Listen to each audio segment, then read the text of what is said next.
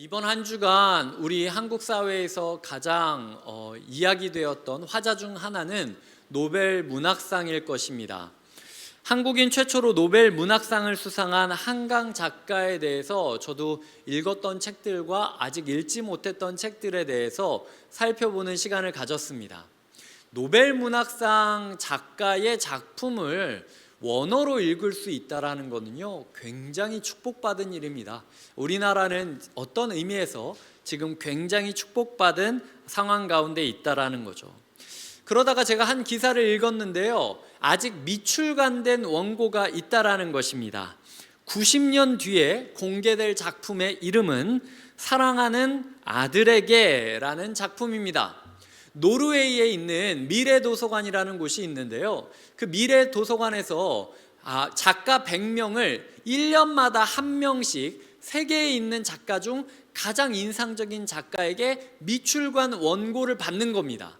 그리고 100년이 지난 2114년이 되면은 노르웨이 오슬로에 심었던 그 나무 1000그루를 사용해서 그 100명의 작가의 책을 출판하려고 계획을 삼고 있는 거죠. 그래서 그 하얀 포대기 같은데 한강 작가도 그 원고를 이렇게 보관해서 밀봉하는 밀봉식을 가졌다라는 기사를 제가 읽게 되었습니다.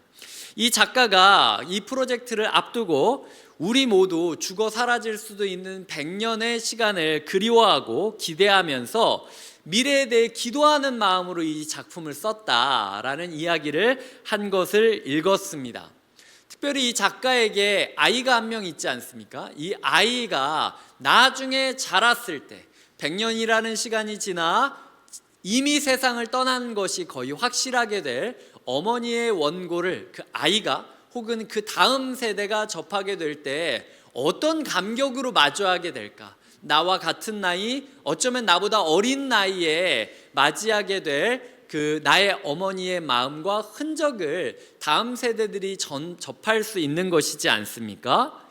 그래서 저 또한 90년 뒤에 이 글이 참 기대가 된다. 시간의 세례를 조금씩 받는 것처럼 그 밀봉된 공간 안에서 시간을 기다리고 있다가 어느 날 작품이 출간되는 날, 나 또한 혹은 나의 아이가 그 작품을 읽어봤으면 좋겠다라는 기대감을 갖게 되었다라는 거죠.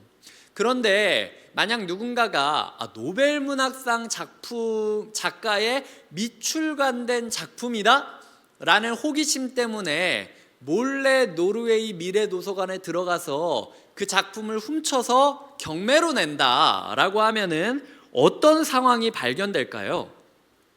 아들 입장에서는, 그리고 우리 입장에서는 시간이 충분히 지나야만 어떤 충격이 더해질 이 90년 뒤에 출간된 작품을 미리 본다라는 것이 썩 유쾌한 일은 아닐 것입니다.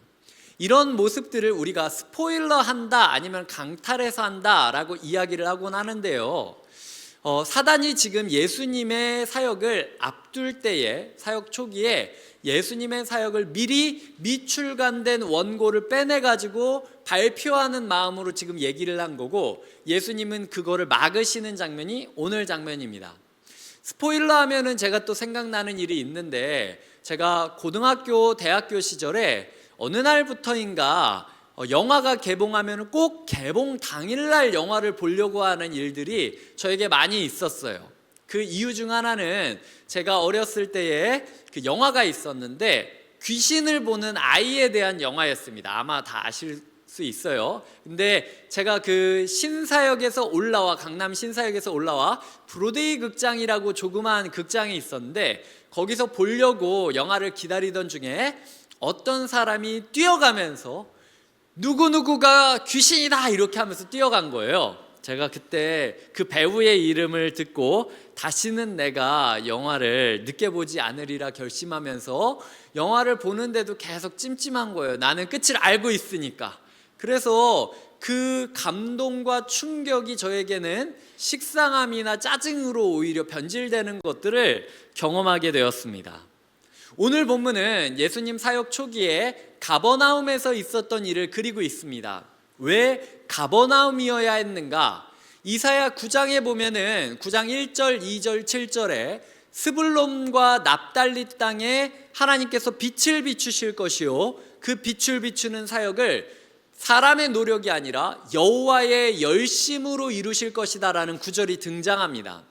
예수님께서는 스불론 지파와 납달리 지파가 이 유산으로 받았던 땅 중 가버나움이라는 곳에서 사역을 시작하시면서 내가 이 시대 가운데 태양이 떠오르듯 빛을 전하는 존재로 온 것이다라는 말씀을 주고 싶으신 것이죠. 그 태양이 어떻게 떠오르느냐? 예수 그리스도의 말씀이 우리의 심령 가운데 태양빛처럼 닿음으로써 우리의 인생에 아침이 열린다라는 얘기를 하고 싶었던 것입니다.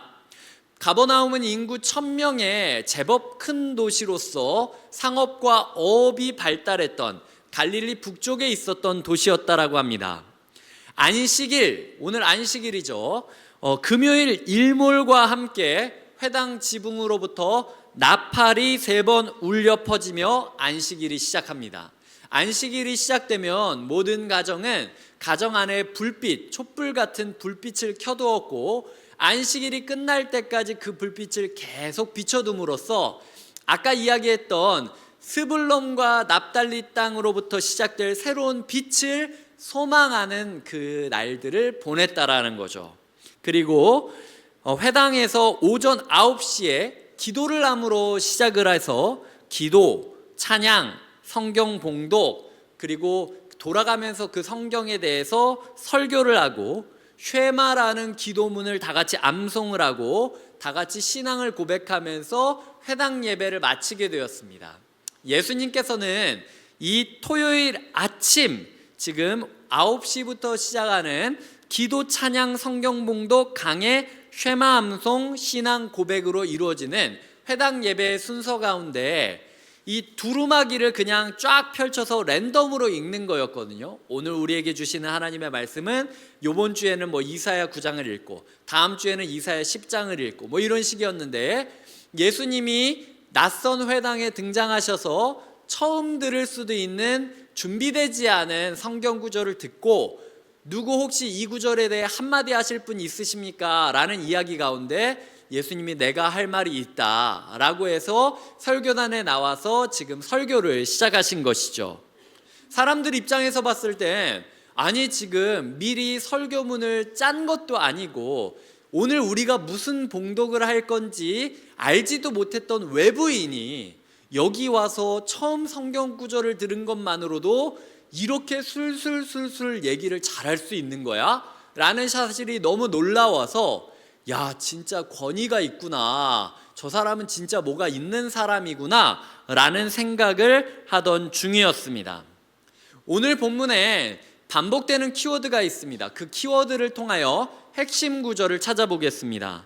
먼저 22절과 27절에는 사람들이 예수님의 가르침과 권위에 놀랐다라는 표현이 나오고요, 27절에도 사람들이 예수님의 가르침과 권위에 놀랐다라는 표현이 나옵니다. 예수님은 가르치는 분이었고 가르침 가운데 권위가 있었고 백성들은 놀랐다라는 표현이죠. 그 안에 들어가 보면 23절과 26절에 더러운 영 들린 사람이 소리를 질렀고요, 26절에도 소리 지르면서 나가는 모습이 등장합니다. 소리를 질렀다, 격렬하게 반응했다라는 뜻이죠. 그리고 핵심 구절이 24절과 25절입니다. 더러운 영이 말하는 장면이 24절에 있고요, 25절에는 예수님께서 말씀하시는 장면이 등장하고 있습니다. 그렇기 때문에 오늘 말씀을 설교하며 저는 24절과 25절이 핵심 구절이라는 사실을 기반해서 무슨 상관이 있냐라는 사단의 황급한 외침을 설교 제목으로 놓게 된 것이죠. 이 설교 제목을 가지고 두 가지 사실을 오늘 이야기를 드리려고 합니다. 첫 번째로는요, 반응에 대한 부분입니다. 심지어 귀신조차도 소리 지를 정도로 갑자기 반응하게 되었다라는 거죠. 얼마나 싫었으면 소리치며 끼어들기도 했고 예수님의 말을 끊어버린 거죠.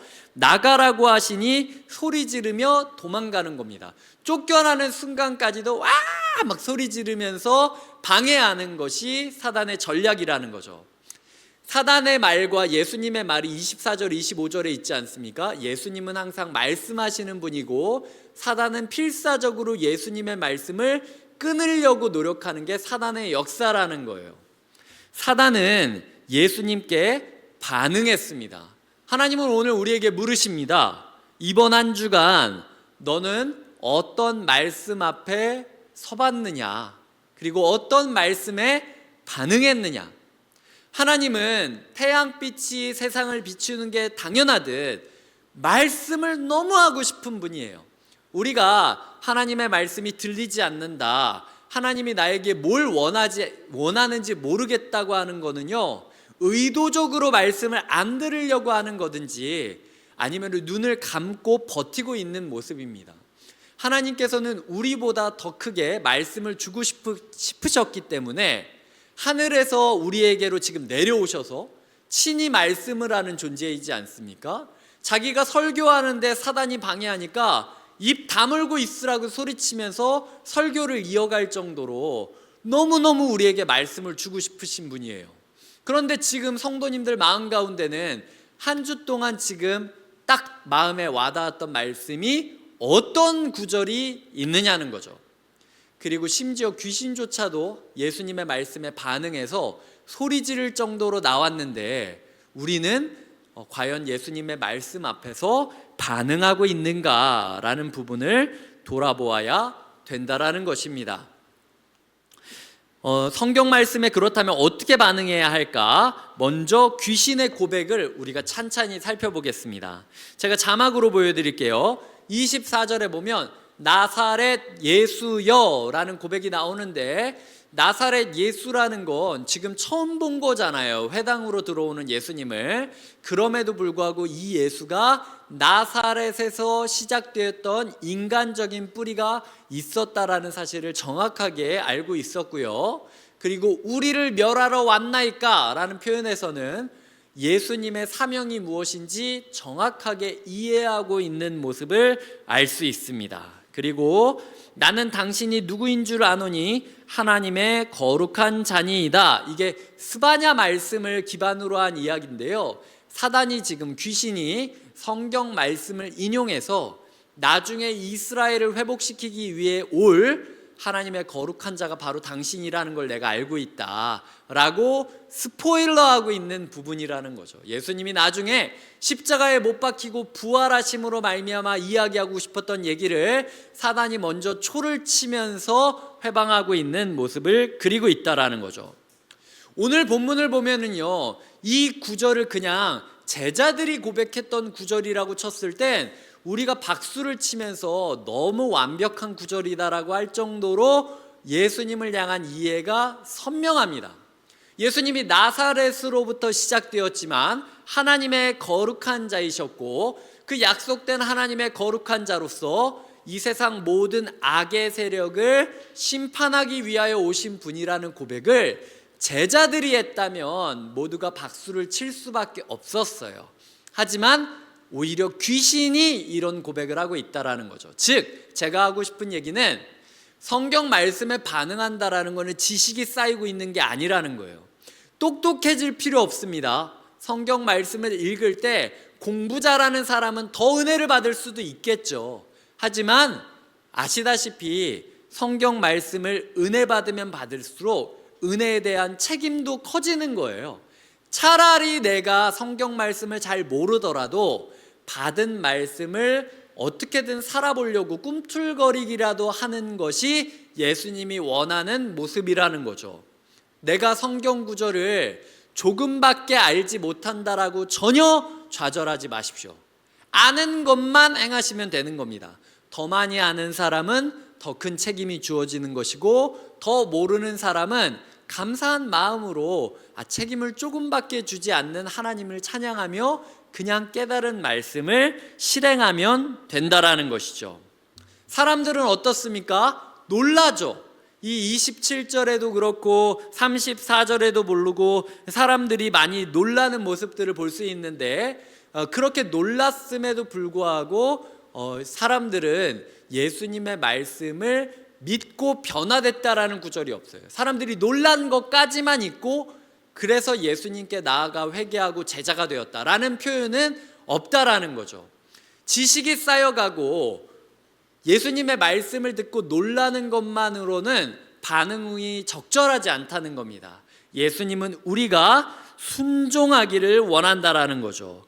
그래서 27절에 보면 예수님께서 더러운 귀신들에게 명한즉 순종하는도다 라고 표현이 나오고 있지 않습니까? 오늘 말씀을 기록하면서 제가 적었던 표현이 있습니다. 귀신보다 더한 놈들이라고 주님이 나한테 말씀하시지 않을까라는 글을 제가 적었습니다.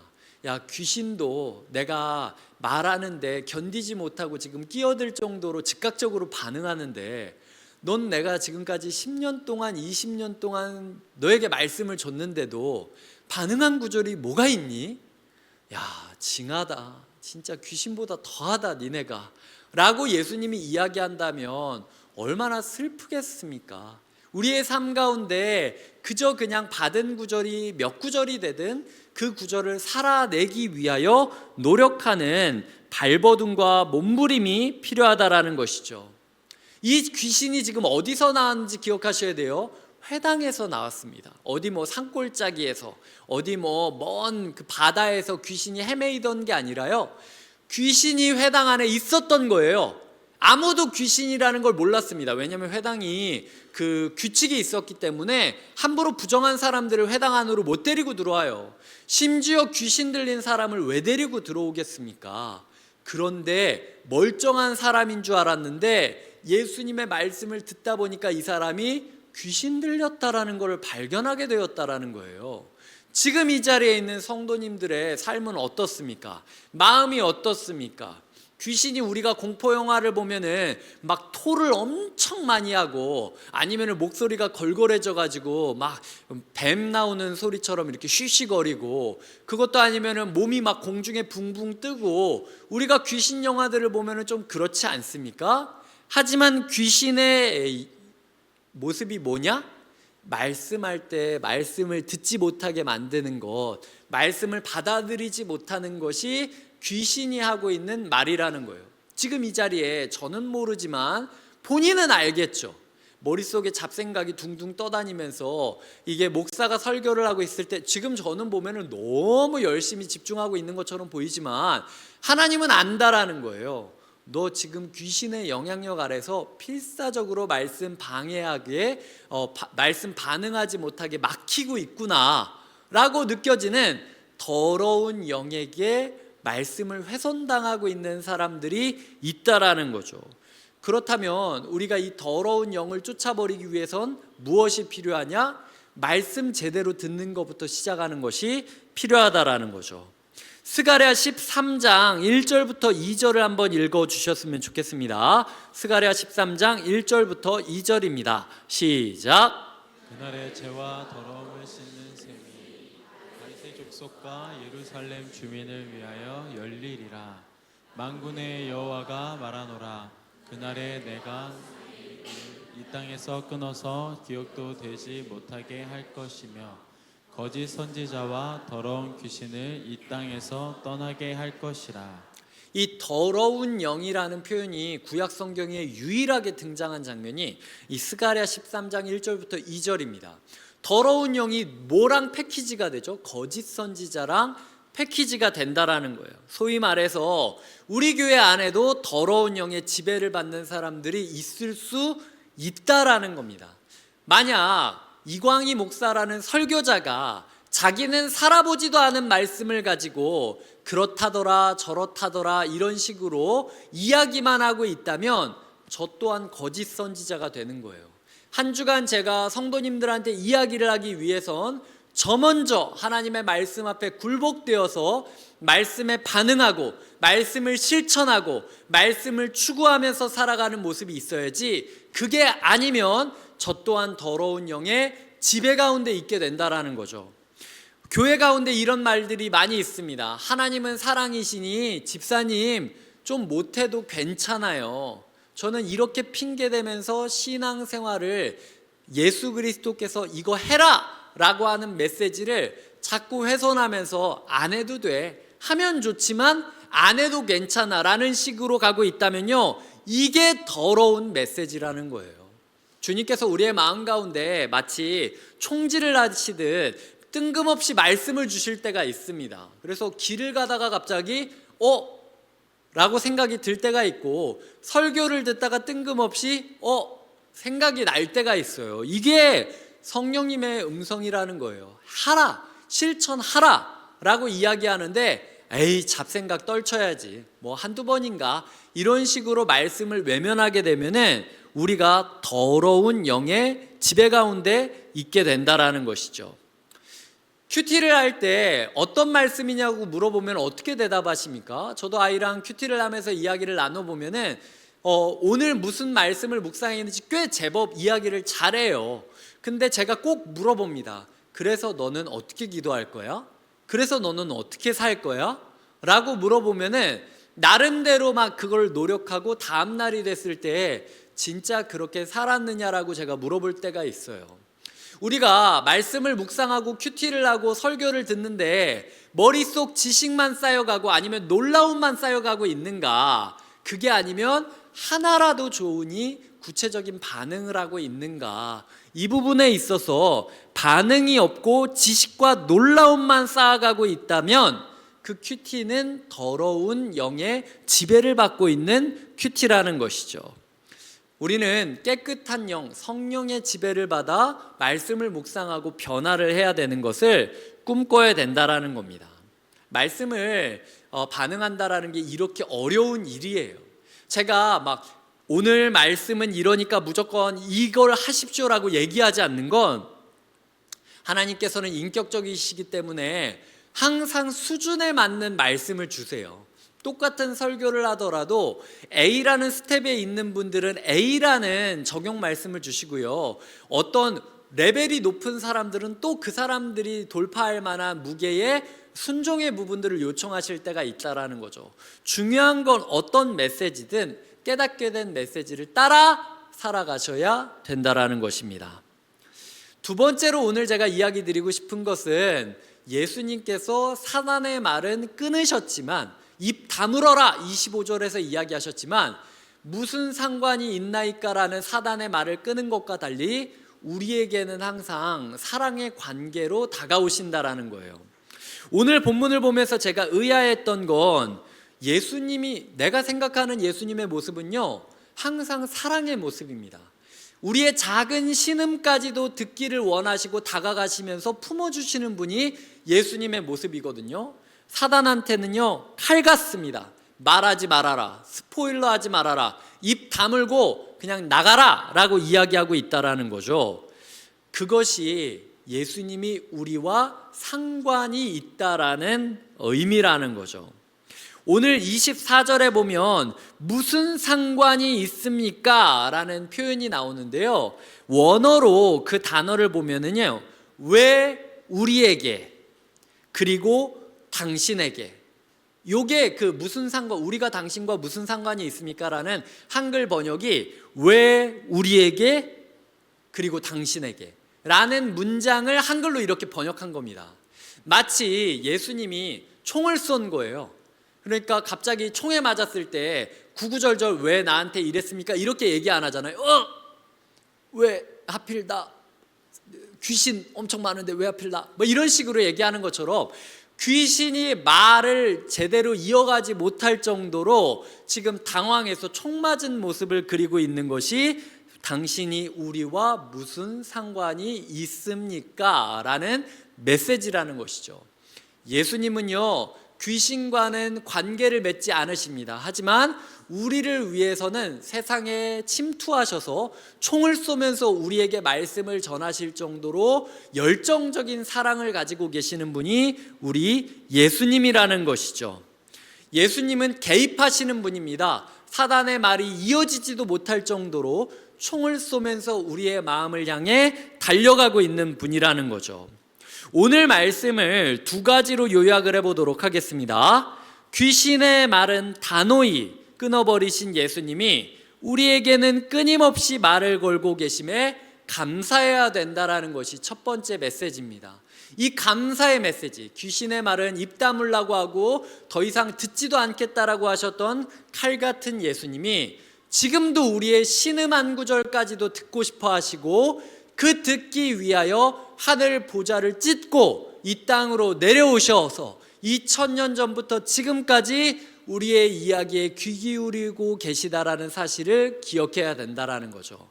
그리고 지식을 쌓고 놀라워하는 것보다 순종하는 것이 위대함을 깨닫고 성경 말씀에 반응하는 삶이 필요하다라는 겁니다. 무엇이든 좋으니 반응하고 있다면 5살 신앙이면은 5살 신앙답게, 100살 신앙이라면 100살 신앙답게 하나님께서 우리를 예수 그리스도와 더 끈끈한 사랑의 관계로 만들어 가실 거라는 거죠.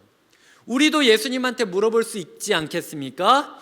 예수님, 당신이 누구이길래, 당신이 우리와 무슨 상관이 있습니까? 라고 물어본다면 예수님은 이렇게 말씀하실 거예요. 내가 너희를 사랑해서 여기까지 왔다. 내가 너희를 아껴서 이렇게까지 말씀을 주고 있다. 나는 너랑 관계를 맺고 싶은 존재이다 라는 것이 예수님의 말씀이라는 것이죠. 그래서 원래 우리가 읽지 않았지만 사단에 대해서는 이렇게 칼같이 내쫓으시면서 사람에 대해서는, 베드로의 장모에 대해서는 집까지 찾아가셔서 열병이 걸려서 아파하고 있는데 손까지 잡아주시면서 회복하기를 만드시는 분이 우리 예수님이라는 거죠. 그리고 그때에 그 베드로의 장모가 일어나 예수님의 종이 되어 수종들었다라는 표현이 등장하면서 우리 또한 귀신과는 아무 상관이 없지만 우리에게는 사랑의 관계로 다가오시는 예수님과 관계를 맺고 예수님의 종이 되어 살아가야 된다라는 사실을 권면하고 있는 것이 오늘 말씀이라는 것입니다. 말씀을 맺겠습니다. 아까 이야기 드렸지만 하나님께서 오늘 우리에게 너 진짜 귀신보다 더하구나, 심지어 귀신조차도 내가 말이 이어지기도 전에 말 끊으면서 반응하는 게 즉각적인 귀신의 반응이었는데 너는 진짜 어떤 말씀을 붙잡고 하루를 살아가고 있니? 어떤 말씀을 붙잡고 한 주를 살아가고 있니?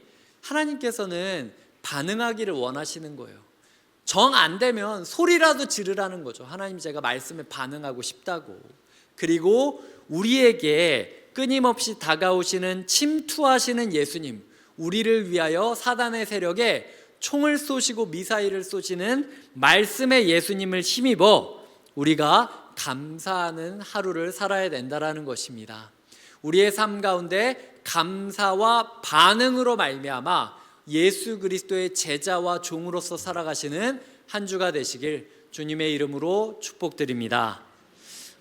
이제 함께 찬양하도록 하겠습니다. 오늘 찬양할 때 내가 주인 삼은 모든 것 내려놓고 주님 앞에 나가 주님만 사랑하겠다라고 함께 고백하면 좋겠습니다. 우리가 그렇게 주님과 사랑의 관계를 맺고 주님께 순종하고 반응하는 사람들이 될 수 있도록 꿈꾸며 찬양하겠습니다.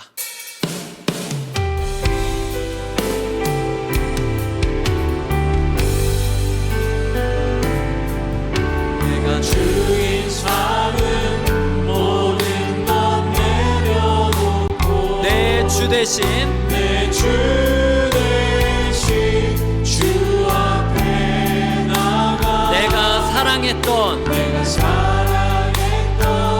모든 것 내려놓고 주님만 사랑. 다시 한번 찬양하겠습니다. 내가 주인 삼은 내가 주인 삼은 모든 것 내려놓고 내 주 대신 주 앞에 나가 내가 사랑했던 모든 것 내려놓고 주님만 사랑해. 주님만 사랑해. 주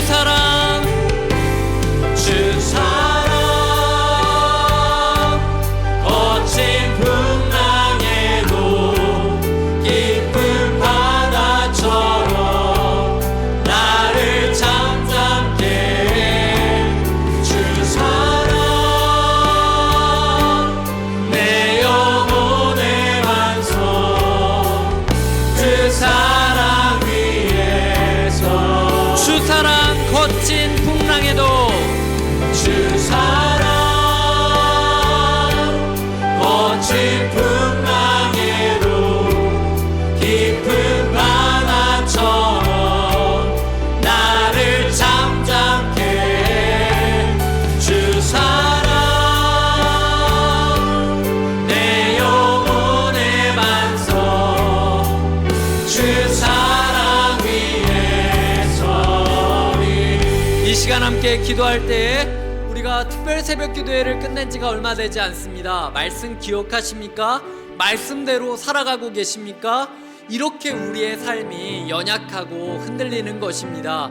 하나님, 우리가 말씀에 반응하게 하여 주시고 말씀하시는 주님께 감사하게 하여 주시옵소서. 변화된 삶을 꿈꾸며 함께 은혜 붙잡고 기도하며 나아가겠습니다. 하나님 아버지, 우리의 삶 가운데 주인 삼았던 모든 것을 내려놓게 하여 주시옵소서. 우리에게 빛으로 소망으로 오신 예수 그리스도를 힘입어 우리가 나가게 하여 주시옵소서. 우리가 싸워가게 하여 주시옵소서. 우리가 노래하게 하여 주시옵소서. 하나님, 우리가 주 앞에 바로 서게 하여 주시옵소서. 말씀하시는 주님, 우리과 사랑의 관계를 맺기를 원하시는 주님께 감사한 마음을 갖게 하여 주시고, 하나님, 우리에게 말씀 듣지 못하게 하는 모든 영들, 말씀대로 살지 못하게 하는 모든 장애물을 무너뜨리고 주 앞에 반응하게 하여 주시옵소서. 우리가 아는 만큼 반응하게 하여 주시옵소서. 우리가 배운 만큼 반응하게 하여 주시옵소서. 주님 아버지, 인도하여 주시고 함께하여 주시며 우리의 기도가 하나님의 말씀에 대한 소리지르므로 이어지게 하여 주시고, 우리의 삶이 세상을 향한 순종의 표현이 되게 하여 주시옵소서. 하나님, 우리가 귀신조차도 예수 그리스도의 권위 앞에 순종하는 것을 기억하며 지식을 쌓는 것을 멈추고 놀라움을 추구하는 것을 멈추고 순종의 사람으로 변화하게 하여 주시옵소서. 하나님, 우리가 주님 앞에 무엇이 변했는가 돌아보게 하여 주시옵소서. 거친 풍랑에도 우리를 잠잠하게 하시고 우리를 회복시켜 주시는 주님 앞에 일어나 주님의 수종을 듣는 자로서 주를 따르게 하여 주시옵소서. 다 같이 일어나 찬양하겠습니다. 주 사랑 거친 풍랑에도, 주 사랑 거친 풍랑에도 거친 풍랑에도 깊은 바다처럼 깊은 바다처럼 나를 잠잠케 해. 주 사랑 내 영혼의 반석 주 사랑 위에 서리. 주 사랑 주 사랑 거친 풍랑에도 깊은